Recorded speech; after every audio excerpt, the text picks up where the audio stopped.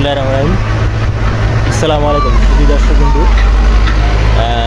পুকুর খননের কাজ চলতেছে। পুকুর খনন করার পর এখানে মাছ চাষ হবে, এই জন্য পুকুর খননের কাজ চলতেছে। কালকেও খননের কাজ চলছে, আজকেও চলতেছে।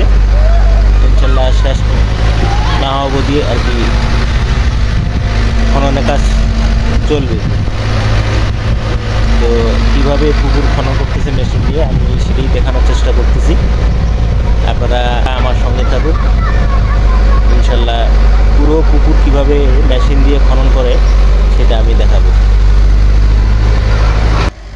শুধু দর্শক, আপনারা দেখতেই পাচ্ছেন মেশিন দিয়ে কিভাবে পুকুর খনন করতেছে।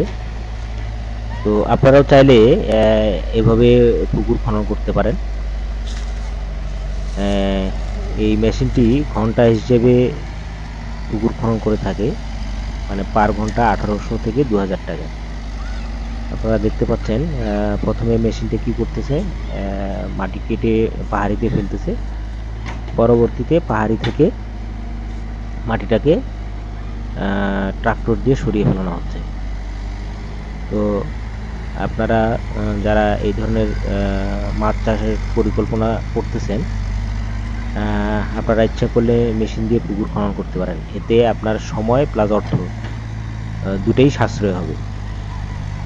আমরা অনেকেই দেশীয় পদ্ধতিতে মাটি খনন করে থাকি আপনার মানুষ দিয়ে। তো এতে দেখা যায় যে আপনার অর্থ যেমন অপচয় হয়, আপনার সময়ও ঠিক সেম অপচয় হয়। তো এই মেশিনটি দিয়ে আপনি মাটি খনন করলে আপনার দুটি সাশ্রয় হবে এবং অনেক গভীরভাবে আপনারা মাটি খনন করতে পারবেন। তো আপনারা দেখতে পাচ্ছেন আমার পুকুরটিকে আমি মেশিন দিয়ে মাটি খনন করতেছি। এখানে আমি দেশি মাছের চাষ করব। দেশি মাছ এখানে প্রচুর পরিমাণে পাওয়া যায়।